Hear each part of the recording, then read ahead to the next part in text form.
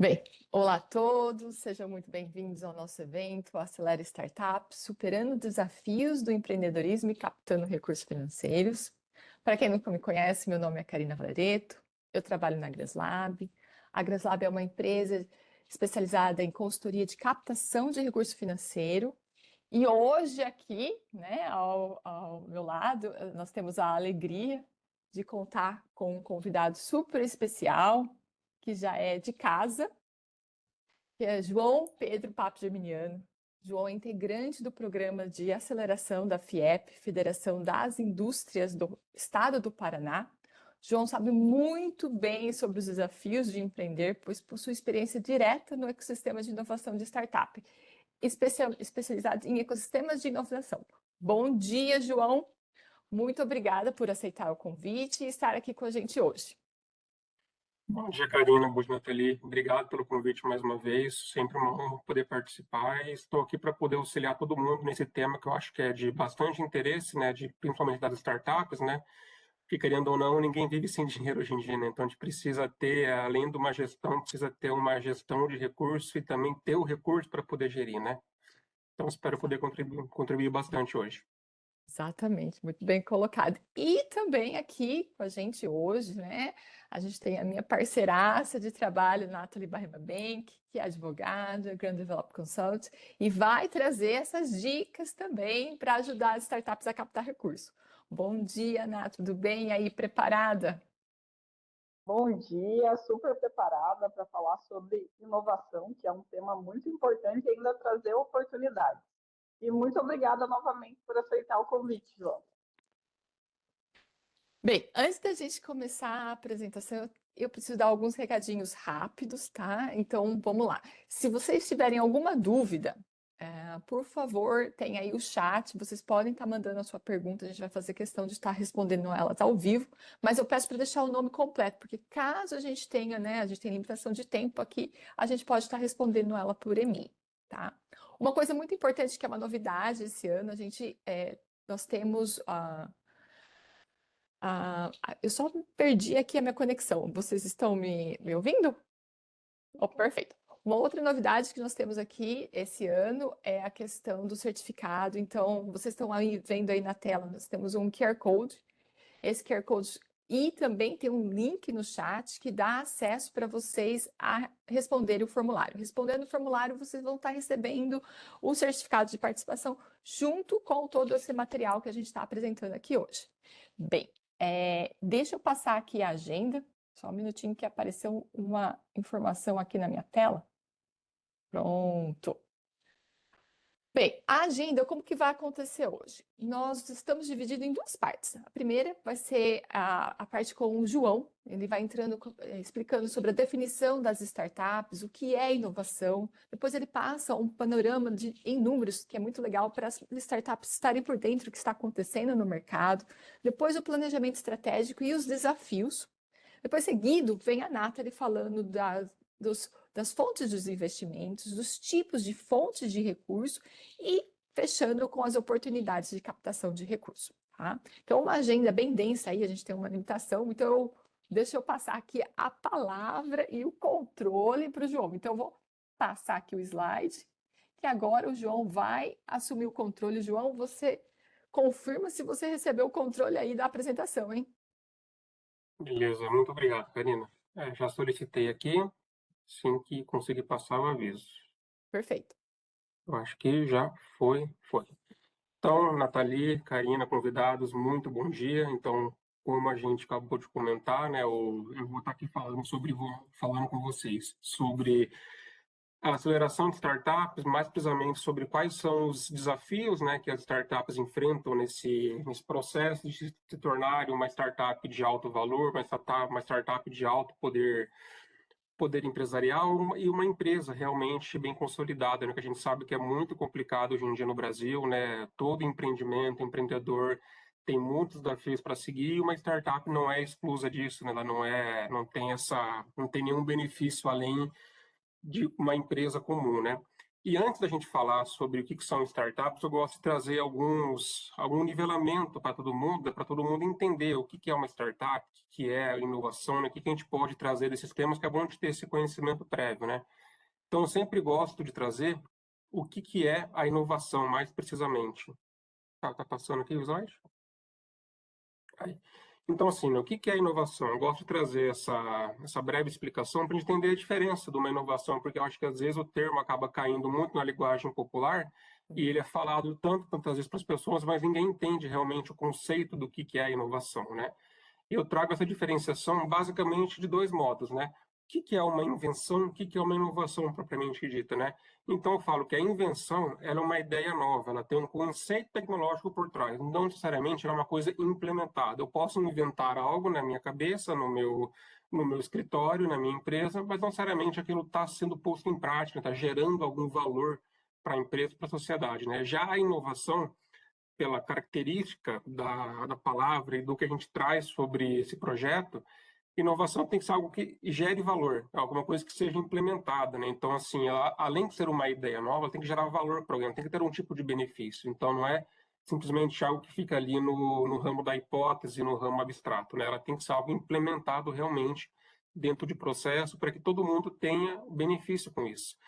E a gente tem, então, quais são as definições, os tipos, abrangências da inovação, né? Então, eu gosto de falar que a abrangência, a inovação é uma ideia nova que, quando implementada, gera valor para o negócio, né? E essa ideia nova, ela pode ser um produto, um serviço, uma ideia de marketing, alguma coisa que gere algo. O novo, ele pode ser tanto para o mundo tradicional, para o mundo fora da empresa, ou para dentro das paredes da empresa. A implementação dela, a gente diz o nível de maturidade com que ela está pronta para ser comercializada. A gente tem os chamados os TRLs, né, que vão de uma escala de 1 a 9, né, desde quanto essa ideia está preparada realmente para entrar dentro de uma estratégia comercial de uma empresa, de ser implementada realmente e ser disponível ao público. E o valor pode ser tanto financeiro, econômico, social, ele pode ser alguma coisa que a gente tem que conseguir mensurar. Então, nisso, a gente tem os tipos de inovações, as abrangências, a maturidade e as metas indicadores. Então, resumindo, como eu falei agora, a inovação ela tem que ser algo implementado, você tem que ter um tipo de inovação, a abrangência dela entre as quatro paredes ou fora das quatro paredes da empresa, a maturidade, para a gente saber o quanto realmente ela está pronta para ser aplicada numa sociedade ou dentro dos processos da empresa que a gente vai trabalhar, e também temos que ter indicadores e metas para a gente conseguir verificar realmente qual é o valor, qual é o benefício que essa inovação trouxe para o mercado de forma real, né? E, dito isso, o que é uma startup? Então, uma startup também é um termo que ficou muito popular ultimamente, né? Cada vez se fala mais startup, até o programa do Shark Tank na televisão trouxe à tona isso muito, né? Trouxe essa popularização para o tema, né? Mas ainda eu vejo que é um tema é um tema que não está tão bem conhecido pelas pessoas, né?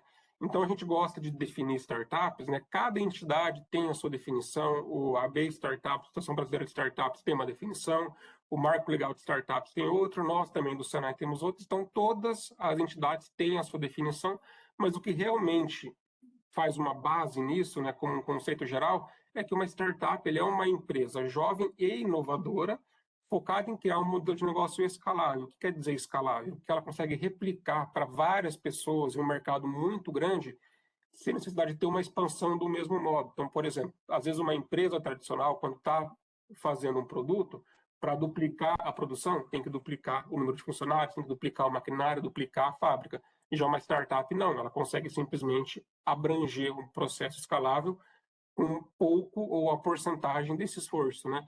E também oferecendo soluções para desafios específicos e de forma repetível. Quer dizer o quê? Ela mantém o processo, né? Então a gente fala assim, sempre do Uber, Spotify, WhatsApp. Se você pegar um Uber no Brasil, nos Estados Unidos, na Rússia, em qualquer outro estado, país, lugar do mundo inteiro, é o mesmo aplicativo, é a mesma solução, a mesma proposta. Então, ela é escalável e é repetível.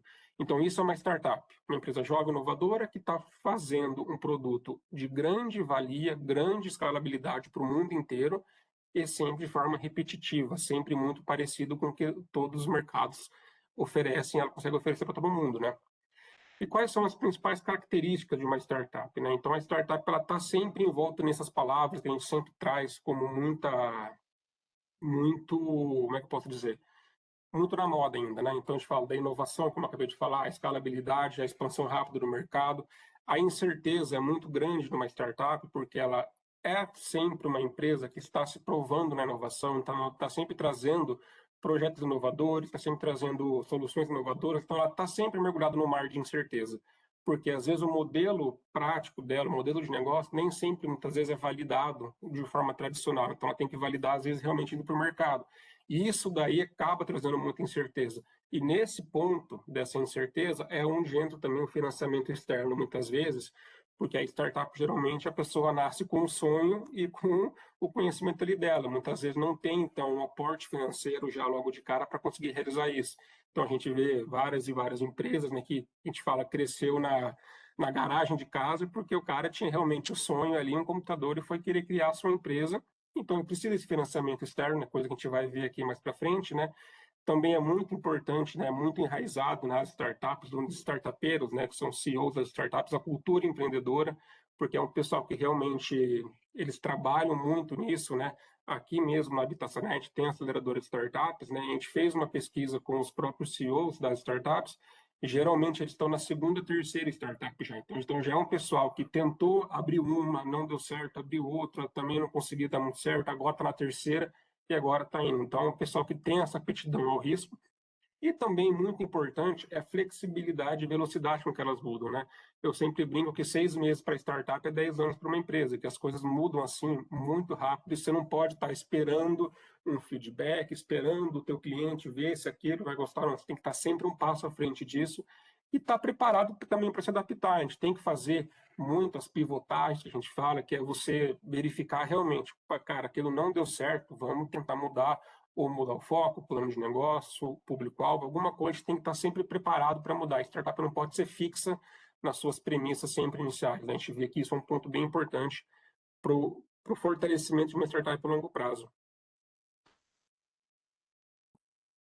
Também, quais são as etapas, então, que uma startup ela passa, né? Então, uma startup, a gente fala que é, perdão, é aquela empresa inicial, que ela tem essas 5 etapas aqui de desenvolvimento, né? Que é a primeira parte, a parte da ideação, né? Que é onde a startup ou a pessoa que quer criar a startup, ela começa a validar suas ideias, né? Isso é uma coisa que a gente trabalha muito aqui. Eu trabalho muito com startups na parte de pré-incubação, então são startups que estão realmente ainda, porém dizer que são startups, né? São que às vezes não é nem a empresa constituída, é apenas a pessoa querendo validar a sua ideia para virar uma startup, né? Eu atendo até esse nível de empreendedores que elas estão ainda na fase de ideação e validação, que é o quê? É buscar validar se a sua ideia realmente ela tem potencial para virar uma startup e se essa ideia tem potencial, como que eu posso validar isso? Como eu consigo trabalhar uma validação básica, ir atrás de um público-alvo, ir atrás de pessoas para conseguir validar essa ideia, que a gente chama do MVP, né, o mínimo produto viável, para a gente consiga ter alguma coisa para mostrar para o cliente, para ver se, ó, essa aqui é minha ideia, essa aqui é meu produto, será que você gostou? A gente pode testar aqui?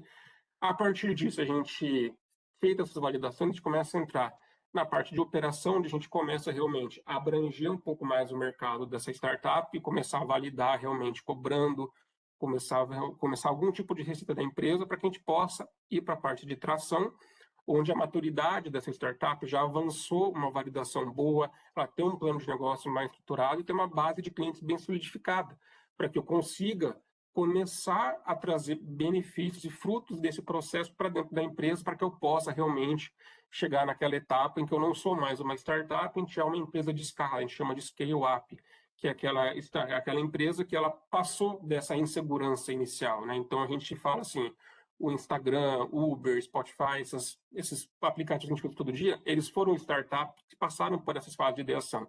Hoje a gente já não chama mais essas empresas de startups, por quê?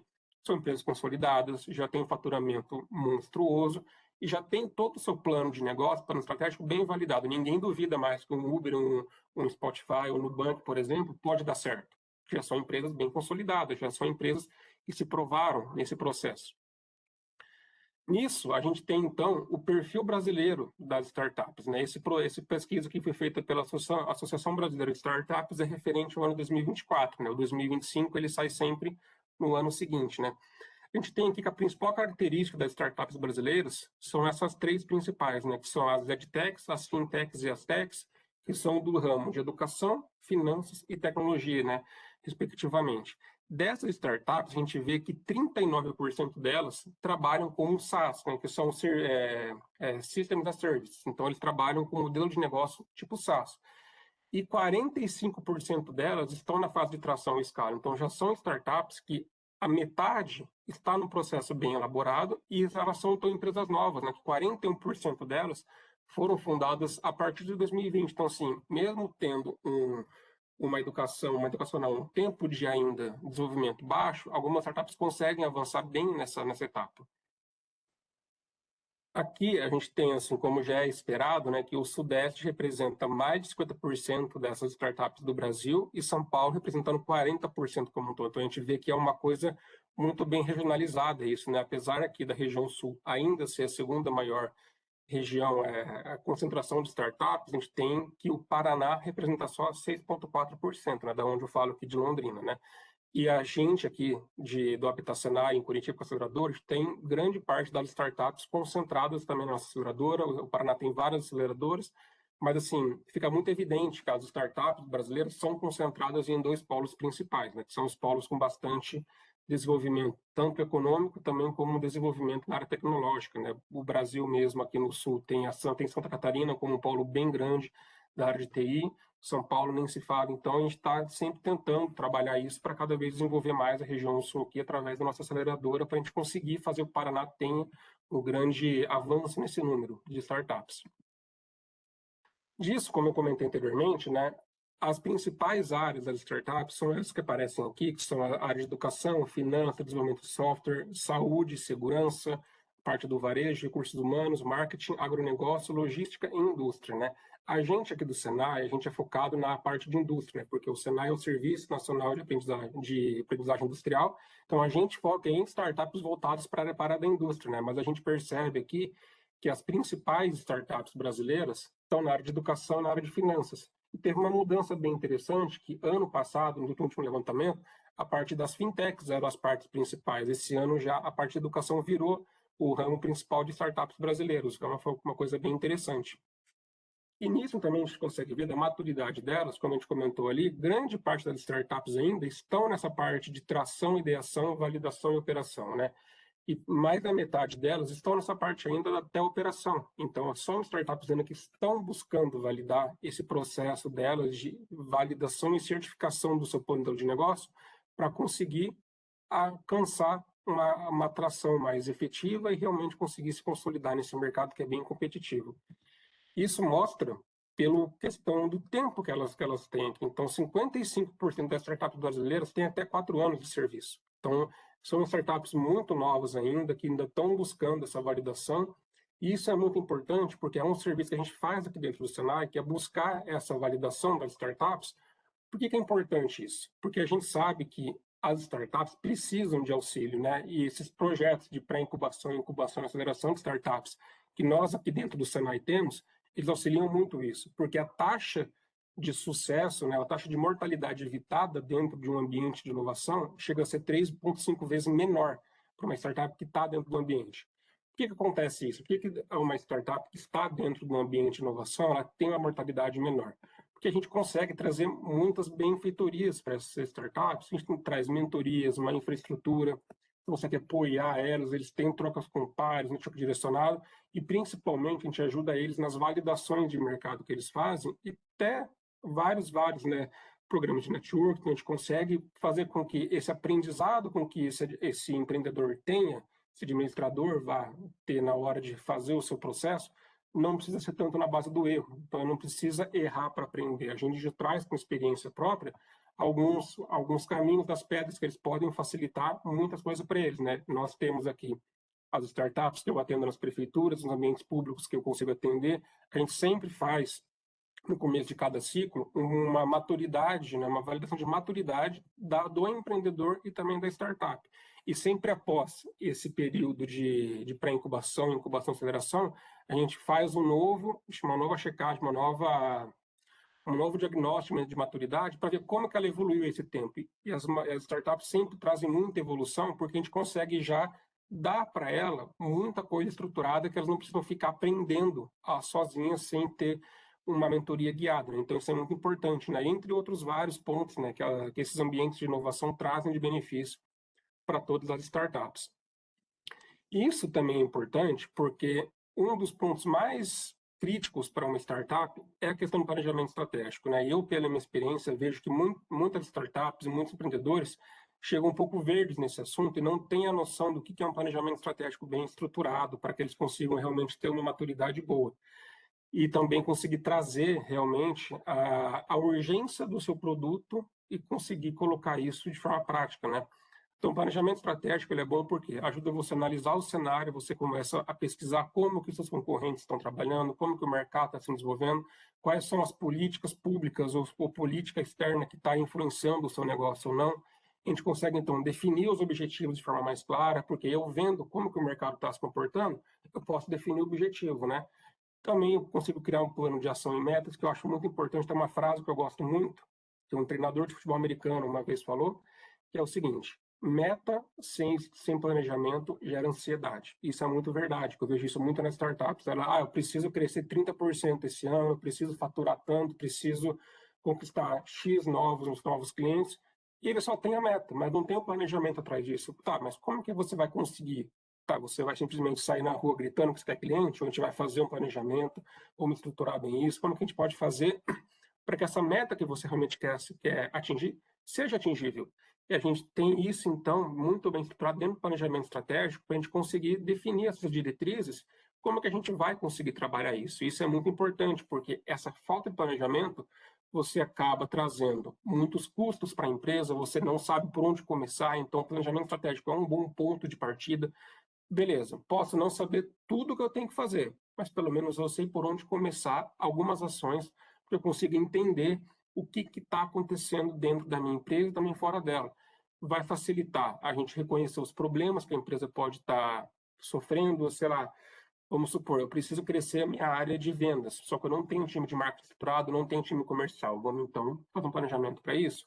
Eu consigo identificar a oportunidade de mercado e, principalmente, eu consigo administrar os recursos da empresa. Recurso pode ser tanto o recurso humano, o tempo, a energia de cada colaborador dentro dos processos e também, realmente, o recurso financeiro, porque a gente sabe que processo, retrabalho, defeitos, entrega, qualidade baixa, gera custo e também gera quebra de reputação da empresa, né? Então, a gente vê que as organizações se tornam realmente mais preparadas quando a gente tem realmente um nível estratégico bem maduro numa startup ou numa empresa de qualquer ramo, né? Então, isso é muito importante e eu vejo que isso nas startups que a gente atende, startups que não estão tão maduras no processo, pecam muito ainda. Então, isso é um dos meus principais trabalhos que eu faço aqui dentro. E isso, como eu comentei agora, são os principais desafios que elas têm no estágio inicial, né? Então, essa gestão empresarial, né? Porque eu falo que, assim, uma startup, ela não deixa de ser uma empresa só porque ela é uma empresa menor. Ela é uma empresa, ela tem que ter uma administração empresarial, o empreendedor, ele tem que saber gerir uma empresa, não adianta ele ser um bom programador de computação, de código, saber a linguagem toda de código salteado, porém, quando vai administrar a empresa, não consegue administrar. Isso também é muito importante. Então, essa gestão empresarial é uma coisa que eu trabalho muito nos empreendedores para que eles consigam ter essa maturidade já um pouco mais acelerada. A validação de ideias, então, assim, como que eu transformo essa minha ideia num produto comercial? Como que eu entrego esse valor para o meu cliente? Realmente é isso que o meu cliente está querendo? Será que esse é o problema que eu consigo resolver? Essa solução que eu quero trazer para o mercado realmente é a mais válida? É a que eu consigo realmente emplacar e o que o meu cliente vai gostar? E fazer essa transmissão de valor toda para o cliente, né? Principalmente porque se a gente não consegue fazer isso, a gente acaba caindo no temido Vale da Morte, que é aquele período onde a gente está em transição de uma startup da fase de validação de ação para uma fase de tração, porque é um período em que a gente não tem ainda tantas receitas recorrentes na empresa, que é como a empresa, como a startup, a empresa consiga realmente se manter com o próprio caixa, e a gente também consegue trazer recurso externo, porque a gente não tem uma validação tão forte. Então, como é que a gente vai falar para um empreendedor colocar ali 100, 200, 300 mil reais numa startup que nem tem seu produto validado ainda com o mercado? Então, esse Vale da Morte é uma parte muito crítica do processo, porque é essa etapa, né, que eu comentei, entre a concepção e validação. Então, o Vale da Morte, ele é muito importante e é uma coisa muito real, porque é onde a receita da empresa ainda não está acompanhando os custos dela. Então, o custo dela está muito alto, porque para crescer, a empresa precisa contratar plataformas, gastar com marketing, desenvolver produto, e o custo, às vezes, tudo é muito alto e a empresa não tem receita. É por isso que vem as iniciativas de fomento, a captação de recursos para o investidor anjo, para que a startup consiga pelo menos ter um respiro, um fôlego para passar desse vale da morte. Isso é uma coisa muito verdadeira que acontece, porque essa taxa de mortalidade nas startups é muito alta e no Brasil é ainda mais alta, porque a gente sabe que o custo do dinheiro no Brasil é muito caro. Então, no Brasil, você conseguir emprestar dinheiro é uma coisa cara e difícil. Isso leva com que a mortalidade das startups brasileiras, elas são altas. A gente tem aqui, de acordo com essa pesquisa que foi feita, que 25% das startups elas fecham com menos de um ano. Então, ou seja, assim, um quarto das startups fecha com nenhum ano de operação. Metade fecha com menos de 4 anos e 75% consegue chegar a mais de 13 anos de existência. Ou seja, é um número muito assustador quando a gente vê isso. E por isso que a gente precisa ter todas essas ferramentas de validação e ferramentas de apoio para as startups, porque ainda no Brasil é uma coisa que não está tão bem difundida, né? E também depois de um tempo para cá, depois de 2022, o boom de investimento em startup ele deu uma desacelerada, porque teve um crescimento muito alto na valorização que as startups achavam que elas tinham, e o dinheiro ficou um pouco mais escasso, ficou mais receoso. Então, assim, não é tão mais fácil agora o investidor investir 1 milhão numa startup ali para colher frutos. Agora ficou um pouco mais restrito isso, um panorama que a pandemia também trouxe dessa questão do dinheiro não ser mais tão acessível e dado para todos de forma tão menos burocrática e menos criteriosa do que era antes. Isso traz a gente, né, validar que é o seguinte, né, quais são os fatores mais importantes para a sobrevivência de uma startup em operação e quais são os fatores mais importantes para a descontinuidade dessas startups também, que essa pesquisa trouxe. A aceitação do produto do mercado é muito importante para a startup estar ainda em ativa, né, porque a gente sabe, se o mercado não quer comprar uma coisa, você não tem que vender, você não vai ter faturamento, né?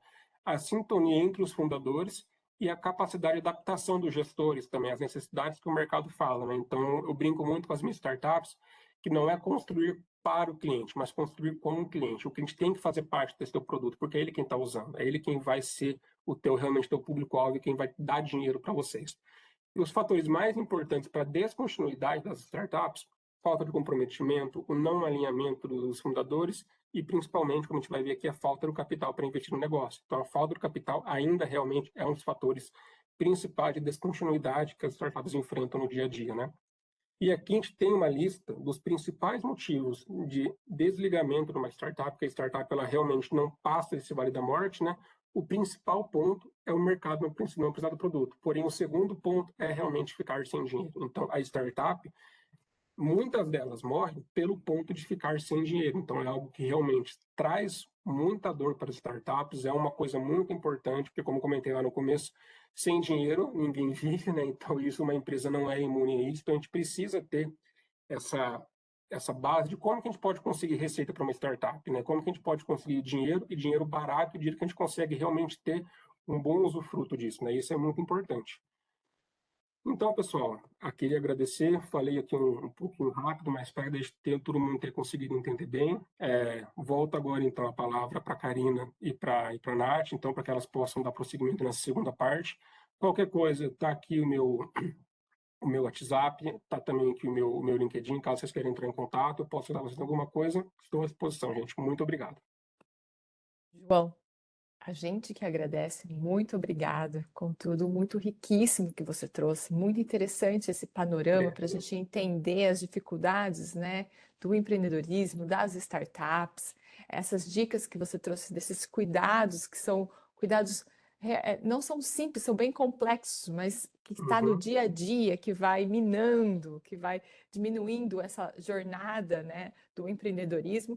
E agora a gente vai falar um pouquinho mais sobre a captação de recurso. Mas antes de falar isso, deixa eu ver se eu estou com o controle aqui. Estou com o controle da apresentação. Vamos ver se está funcionando. Vamos passar o controle da apresentação para a Nathalie, que vai falar um pouco mais desse cenário atual, dos investimentos, da onde está vindo o recurso, quem está recebendo, quem não está, aonde está, né? E depois vamos para falar das oportunidades. Tá? Passo a palavra para você, João. Muito obrigada e vamos continuar a nossa apresentação. Eu agradeço, Karina. Obrigado. Isso mesmo. E a ideia aqui é dar luz para novas possibilidades de arrecadação de recurso financeiro. Por isso mesmo, a gente tem que ter em mente o panorama atual dessas arrecadações. Como bem mencionado pelo João, seguindo a mesma linha, a AB Startup ela realiza uma pesquisa e um mapeamento. Foram mapeados mais de 3.000 startups em todos os estados brasileiros e em 370 cidades. E dando continuidade também para o que o João falou, foi constatado que São Paulo é a região onde se localizam a maior quantidade de instituições nesse modelo. E seguindo essa mesma linha, as startups elas costumam receber investimentos do mesmo estado ou até mesmo da própria cidade. Quando eu estou falando de último investimento recebido, a gente observa que a maior porcentagem também está em 1 a 2 anos, sendo 51% desses investimentos recebidos, seguido de 3 a 4 anos, onde se tem 28,6%. Com relação à porcentagem de startups que já receberam investimento, ele não é muito alto, não chega nem a 50%, ele está em 34,9%. E uma constatação é que não há uma diversificação muito grande desses fundos. O investidor anjo ele figura na primeira posição com 39,8%, que é uma porcentagem muito elevada. Seguido do programa de aceleração, que está em 13,9%, Family, Friends and Fools, com 10,2%, e os demais investimentos recebidos não chegam nem a 10%.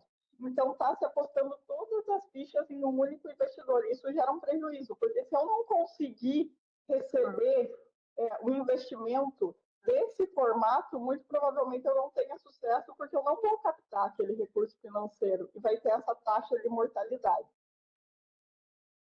Porém, isso não é a realidade que a gente observa no mercado. Não existe só o investimento anjo. Existem diversos formatos que é possível receber recursos financeiros de instituições. Tem subvenções, são aqueles recursos que a gente vai falar um pouco mais para frente, não reembolsáveis, aceleradoras, linhas de financiamento, venture capital, enfim, existe uma gama elevada de possibilidades que não estão sendo muito bem aproveitadas na hora da execução dessa estratégia de captação de recursos financeiros. E dito isso, mostrando alguns exemplos de possibilidades aqui, a gente costuma dividir em 3 grupos separados essas fontes de recebimento de recurso financeiro, que são os não reembolsáveis, aqueles que não há necessidade de retorno daquele dinheiro, os reembolsáveis, mas aqui eu não estou falando daqueles empréstimos corriqueiros, exatamente porque tem uma necessidade de fomento daquela área em específico, e quando eu estou falando de inovação, é lógico que tem um interesse de aquecimento dessa área, são aqueles financiamentos especiais, quando os juros é bem reduzido e tem uma possibilidade de pagamento em diversos meses e anos. E além deles, também tem os incentivos fiscais, que aqui eu não estou falando de uma captação direta, mas indireta, porque eu vou deixar de pagar determinados impostos barateando o custo. Alguns exemplos são a Lei 8032, para instituições que têm a finalidade lucrativa, onde tem um benefício na hora de aquisição de produtos importados do estrangeiro. Outra possibilidade é a lei da informática, a lei do bem, que eu não estou falando de uma arrecadação direta da startup, porque é para a utilização desse benefício há necessidade do lucro real, mas pode ser utilizado por uma empresa de maior porte que deseja investir naquela startup, e com isso ela vai receber aqueles benefícios fiscais para realizar esse investimento em inovação e desenvolvimento tecnológico. E dando continuidade também, fator que o João já mencionou, mencionou lá atrás, e que é muito importante ter o conhecimento, que é o nível de maturidade tecnológica daquele produto ou serviço, a gente trouxe aqui o TRL, que ele não é a única escala utilizada, mas ela é aceita em diversos mercados. Ele foi desenvolvido por um pesquisador da NASA, o Stan Sage, e ela é aceita, como eu mencionei, em diversas instituições, como é o caso do Brasil, que através da ABNT, ele incorporou esse TRL na NBR ISO 16290 e também da Comissão Europeia, que passa a utilizar isso como padrão. Então, diversas instituições lá que concedem fomento utilizam essa escala TRL, como é o caso do Horizon Europe. Essa escala médio nível de maturidade do produto ou do serviço, e ela vai de 1 a 9, sendo o 1 o menos maduro e o 9 o mais maduro. Aqui a gente trouxe uma divisão da Embrapa, que envolve a descoberta do 1 ao 3, a viabilidade do TRL 4 e 5, a praticidade do 6 e a aplicabilidade do 7 ao 9. Também é possível estruturar aqui uma divisão do que é mais comumente encontrado no mercado na hora de fornecimento de recurso financeiro para determinado grau de maturidade daquelas empresas. Quando eu estou falando de pesquisa básica e conceito, ou a validação técnico-científica, eu estou falando do TRL 1 ao 3. E nesse momento é mais comum você localizar instituições que apoiam o desenvolvimento científico e tecnológico concedendo recursos financeiros. Quando eu estou falando dos níveis de TRL 4 ao 6, eu estou falando do desenvolvimento e da validação, ou seja, não tem aquela validação, como o João mencionou, e ele é comumente o momento do vale da morte da startup, exatamente porque tem essa incerteza pela falta da validação completa, e por esse motivo tem uma dificuldade de recebimento de recursos privados e também de outras opções disponíveis no mercado, mas calma que existem soluções, e é por isso que a gente está mencionando essa escala aqui. Existem instituições que fomentam exatamente esse período da startup, onde tem esse gap no mercado de disponibilização de recurso, principalmente privado, e pensando nisso, em fomentar o setor, essas instituições focam nesse período. Além disso, a gente tem também a demonstração e aplicação real do produto, que ela é conceituada entre o TRL 7 e 9. Nesse momento, a maturidade já está mais elevada, já tem uma facilidade maior de captação de recurso privado e também, como você já tem uma segurança maior, você se dá a liberdade, por exemplo, de realizar uma aquisição de um financiamento mais vantajoso, aquele recurso não reembolsável especial, quer dizer, reembolsável especial que a gente mencionou, porque vai ter a necessidade de devolução, mas o período é elevado e as taxas são bem reduzidas. Desculpa interromper, uma informação extra, é que nós preparamos um checklist para vocês que estão começando, que querem entender um pouco mais sobre o TRL, não sabem direito, em que maturidade está o seu serviço ou o seu produto, tem um checklist que está disponível no nosso site, em materiais, mas a gente também pode estar mandando um link depois junto com essa apresentação, onde você preenche e aí é um guia, é um norte, lembrando que a Nathalie explicou muito bem, existem vários tipos de metodologia, a gente utilizou a metodologia da NASA para fazer esse checklist, mas é um guia, um norte aí para você saber qual é a maturidade que a sua empresa, na verdade, o seu produto e o seu serviço está. Lembrando que é muito importante entender esse TRL, qual é a metodologia que aquela edital ou aquela instituição que você vai buscar o fomento, ela está utilizando para que você não mande informações equivocadas. Uma outra informação interessante também que nós preparamos é um guia onde a gente faz uma explicação dos principais benefícios, os prós e os contras em relação aos fomentos, né? Então, explicando cada tipo de fomento, cada tipo de mecanismo, né? E informações para você saiba e se prepare um pouco mais aprofundadamente e entenda quais são as oportunidades que estão disponíveis para você. Desculpa te interromper, passando a palavra de novo para ti. Imagina, foi muito pertinente, até porque vai fazer uma junção com uma oportunidade que a gente trouxe aqui e que está relacionada ao PRL, inclusive esse momento do Vale da Morte da startup, quando o produto não está validado ainda no mercado, que vai, como a gente mencionou, do PRL 3 ao 6, quer dizer, 4 ao 6. Nesse momento, a gente trouxe a oportunidade da FAPESP, que é o programa PIP.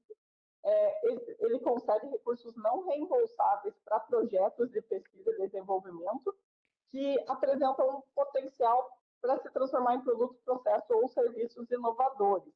Eles são de fluxo contínuo e existem duas fases, a 1 e a 2. Quando eu estou falando da fase 2, ela está exatamente relacionada a esse momento do Vale da Morte, do TRL 4 a 7, no caso dela, e o valor que ela concede para essas instituições é de até 1,5 milhões de reais. Ela também apoia o outro momento, aquele inicial, quando existe uma baixa maturidade de viabilidade técnico-científico, que vai do TRL 1 a 3, e o valor é de até 300 mil reais.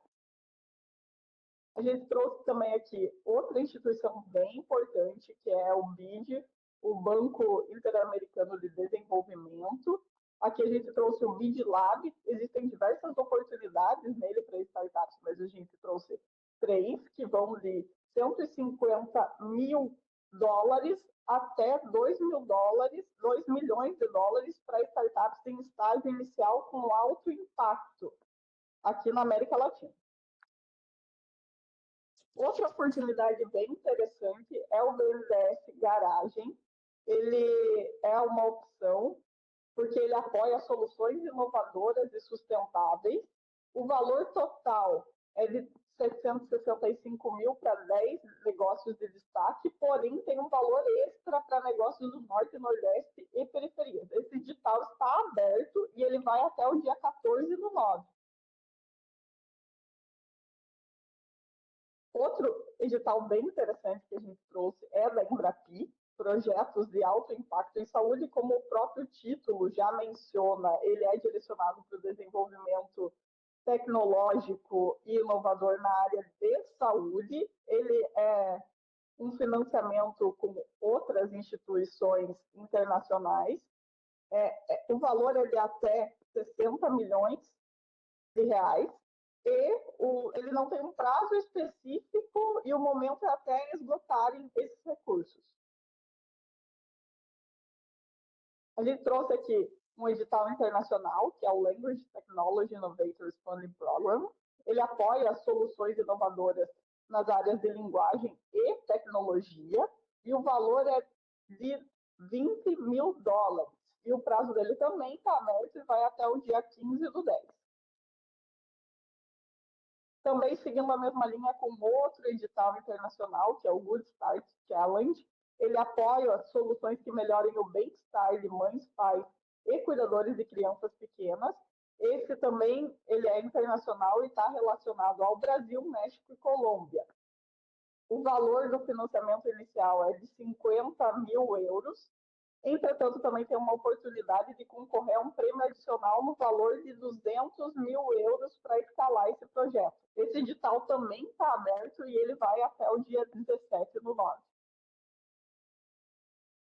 Finalizando alguns exemplos de oportunidades, a gente também trouxe o Tecnova 3. Ele também está na sua terceira fase, então já realizaram-se outros chamadas nesse sentido. Aqui a gente está falando do específico de São Paulo, que está com o edital aberto e com prazo até o dia 15/10/2025. São 600 mil para o desenvolvimento de produtos ou serviços inovadores, 75 mil para aceleração e 27 mil para internacionalização. Além desses editais aqui abertos, também existem outras possibilidades de instituições que desenvolvem esse fomento de maneira de fluxo contínuo, até mesmo através de outros editais. Podem ser por setor, como o setor elétrico, quando eu estou falando da Inova Semig, ou se não do agro, da BASF. Também tem a Ambev Startup, IBM Global, e também um edital internacional, a gente trouxe aqui como exemplo, quando você está falando de conectividade, que é o Frida Lagnick, que também tem edital aberto todos os anos. Então, é possível ver que tem uma gama elevada de possibilidades para captura desses recursos financeiros. Inovar é preciso, e não é preciso somente na área do desenvolvimento de um produto ou serviço inovador, mas também ao se fazer um plano de captação de recursos financeiros para sobreviver a esse vale da morte, para que a sua startup seja bem sucedida lá no final. Então, é fundamental inovar. Há diversas oportunidades para captar recursos financeiros e impulsionar as startups. Acredito que a gente tenha conseguido chegar, pelo menos, a dar uma luz para outras oportunidades e trazer novas possibilidades para saneamento dessas dificuldades das startups na hora de captação de recursos financeiros. Muito obrigada por ter trazido essas oportunidades. Acho que ficou bem claro para as pessoas que estão assistindo que existe oportunidade, dá para ter uma diversidade, uma estratégia na captação de recursos para estar suprindo essa necessidade, essa falta de dinheiro que o João trouxe muito bem, que é um dos principais tópicos, né, e desafios aí dos empreendedores. E acho que ficou muito claro que a pessoa que está empreendendo, que é a startup, ela precisa entender muito bem em relação ao seu produto, ao seu serviço, ao seu setor, para que consiga buscar esse recurso nas entidades que estão aí disponíveis. Tem entidades brasileiras, entidades da América Latina, entidades globais, tem desafios, tem prêmio, enfim, tem uma enxurrada de oportunidades. Então, isso aqui é só um cheirinho das possibilidades que estão aí disponíveis. E agora, eu acho que a gente já pode abrir para as perguntas. Eu estou com duas perguntas aqui, uma para o João, uma outra para a Nathalie. Nathalie, se você não se importar, eu começo com você. A pergunta é essa. Para quem está buscando recursos competitivos e não reembolsáveis em editais, que dica que você pode dar para a pessoa? Bom, como mencionado no decorrer da apresentação, entender e poder se autoclassificar é muito importante, como, por exemplo, o nível de maturidade, porque existem, como mencionado, editais que são direcionados para determinados níveis de maturidade, e também é muito importante ficar de olho nas características da sua instituição, porque muitas vezes, além do edital conter, por exemplo, que é uma startup elegível a receber esses recursos, ele traz requisitos adicionais, como é o caso, por exemplo, da FAPESP ou da FINEP, que comumente eles relacionam esse recebimento de recurso ou a participação nesse edital em específico ao faturamento, ou até mesmo ao período que essa instituição está exercendo a atividade, a sua data de fundação. Então, eu diria que é muito importante ficar de olho nesses requisitos adicionais, até porque você pode ter um excelente projeto, um excelente produto que teríamos chances elevadas para a captura daquele recurso, e lá no final você vai descobrir que, na verdade, você aplicou, gastou todo aquele tempo, mas você não era elegível inicialmente e poderia ter aplicado para outro edital que você tinha as características e era elegível e estaria recebendo aquele recurso financeiro.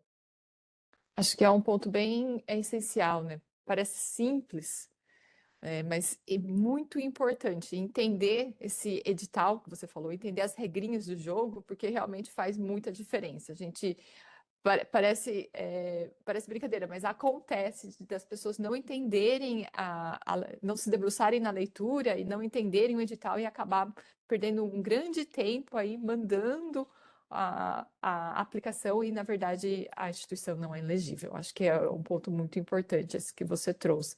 E, João, para a gente fechar aqui, que conselho você daria para as startups, né, que vão fazer o pitch?